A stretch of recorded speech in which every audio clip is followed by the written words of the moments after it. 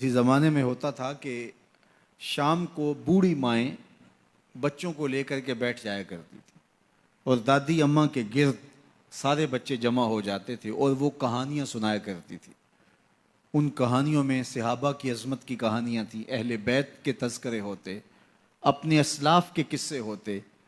کہانی کے روپ کے اندر وہ دین گھول کے بچوں کو پلایا کرتی تھی، اور بچوں کو اس کا چسکا، اس کا نشہ ایسا تھا کہ وہ روز شام کو دادی اماں کے بستر میں گھس جاتے اور دادی اماں ان کو دین کا سبق دیتی، اپنی روایات پڑھاتی، اخلاقیات سکھاتی، اور بچے اس درس گاہ سے پڑھ کے جب نکلتے تو پھر وہ دنیا کے جس کونے پہ بھی کھڑے ہوتے اس درس کو کبھی بھی بھولا نہیں کرتے تھے۔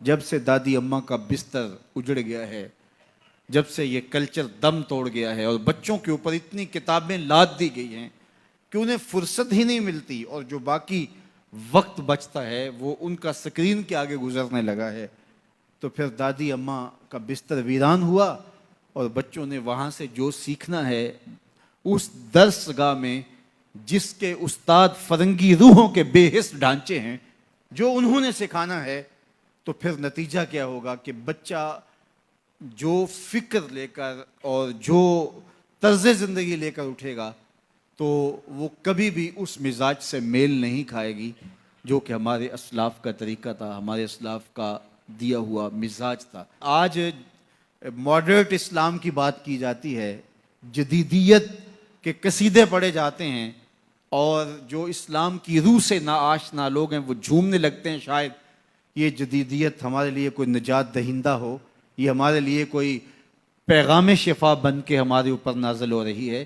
یہ جدیدیت، یہ اسلام کا مزاج نہیں ہے۔ اسلام وہی ہے جو 14 صدیاں قبل صفہ کے چبوترے پہ بیٹھ کے رسول اللہ نے صحابہ کو پڑھایا تھا۔ اسلام وہی ہے جو مسجد نبی کی چٹائی پہ بیٹھ کے رسول اللہ نے درس دیا تھا، وہی اسلام ہے۔ اسلام نہیں بدلا، اور نہ ہی اسلام کے اندر کوئی ناسخ و منسوخ ہے کہ جو مشکل لگا اس کو نکال دیا، جو آسان سمجھا اس کو جو ہے وہ رکھ لیا۔ یہ خواہشات کا اسلام نہیں ہے، آرزوؤں کا اسلام نہیں ہے کہ جو مشکل لگا اس کو نکال دیا۔ رومی نے بھی ایک بڑے خوبصورت پیرائے میں اس کی نفی کی ہے۔ کسی زمانے میں وہ لوگ تصویریں چھپوایا کرتے تھے میلوں ٹھیلوں پر، اور تو وہ اس نے کہا کہ میرے یہاں شیر کی تصویر چھاپ لو، تو اس نے وہ مشین جس میں روشنائی ہوتی ہے اس کی جب پن جسم کے اندر ڈالی اور درد ہوا تو پوچھا کیا کرنے لگے ہو؟ کہا کہ میں شیر کا منہ بنانے لگا ہوں۔ اس نے کہا اس نے کون سا کھانا ہے؟ تو اس نے وہ پن باہر نکال لی، پھر دوسری جگہ جب داخل کی تو پھر درد ہوا تو کہا کیا کرنے لگے ہو؟ کہا شیر کی ٹانگیں بنانے لگا۔ کہا اس نے کون سا چلنا ہے؟ پھر اس نے خیر باہر نکالی، روشنائی اندر جذب کرنے کے لیے پھر جب اس نے سوئی ڈالی تو کہا اب کیا کرنے لگے ہو؟ کہا میں شیر کے کان بنانے لگا ہوں۔ تو اس نے کہا اس نے کون سا سننا ہے؟ تو خیر اس نے پھر نکال لیا، تو جہاں رکھے تو پوچھے کیا کرنے لگے ہو؟ کبھی بولے میں اس کی آنکھیں بنانے لگا ہوں، کبھی کہے اس کی دم بنانے لگا ہوں، تو یہ کوئی نہ کوئی عذر پیش کر دے۔ تو اس نے کہا بابا پھر میں کیا بناؤں؟ کہا بس تم شیر بنا دو۔ اس نے کہا میں کیسا شیر بناؤں جس کی آنکھیں بھی نہ ہوں، جس کے کان بھی نہ ہوں، جس کی ٹانگیں بھی نہ ہوں، جس کا پیٹ بھی نہ ہو، جس کی دم بھی نہ ہو؟ کہا بس تم سمپل شیر بنا دو۔ کہا کہ وہ شیر مجھ سے نہیں بنتا جس کے یہ اعضاء نہ ہوں۔ یہ اعضاء تو ہوں گے شیر بنے گا، لیکن جب بھی کوئی اعضاء بنانے کے لیے وہ سوئی جسم کے اندر داخل کرتا تو درد ہوتا، تو وہ اس درد کو برداشت نہ کر پاتا، کہتا نہیں اس کے بغیر ہی شیر بنا دو، اس کے بغیر ہی شیر بنا دو۔ تو میاں یہ جدیدیت کے نام سے جس اسلام کی لوگ بات کرتے ہیں، جو مشکل لگا اس نکال دیا دین سے، یہ دین میں ہے ہی نہیں، بات ہی ختم ہو گئی۔ اور آج مغرب بڑی تیزی کے ساتھ اصطلاح آگے لانے کی کوشش کر رہا ہے۔ پہلے وہ دہشت گردی کے نام سے پورے مسلمانوں کو مارا، ایک اصطلاح لے کر آئے، اور پھر بنیاد پرستی کے نام سے، اور اب جو ہے وہ جدیدیت کے نام سے امت پر حملہ آور ہو رہا ہے۔ اسلام وہی ہے جو کھجور کی چٹائیوں پہ بیٹھ کے ابو ہریرہ نے رسول اللہ سے پڑھا تھا، وہی حیا کی لپٹی ہوئی چادر ہے جو فاطمہ اوڑھتی تھی۔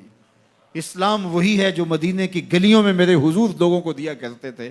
اسلام وہی ہے جو اسلام ہمیں آنکھوں کا حیا بھی سکھاتا ہے اور دل کا حیا بھی سکھاتا ہے، جو ہمیں تقدس مآب زندگی کا درس دیتا ہے، ہمیں عفت، پاکیزگی، انکساری، عجز اور اللہ کے حضور 5 گانا سجدوں کی تعلیم فراہم کرتا ہے، کوئی نیا ایڈیشن اسلام کا جو ہے وہ نہیں چلے گا۔ تو مختلف ادوار کے اندر لوگ آتے رہے، انہوں نے کئی طرزوں کے اسلام لانے کی کوشش کی، لیکن اسلام غیر متبدل نظام ہے، یہ کبھی بھی تبدیل نہیں ہوگا، یہ اللہ کی حفاظت میں ہے۔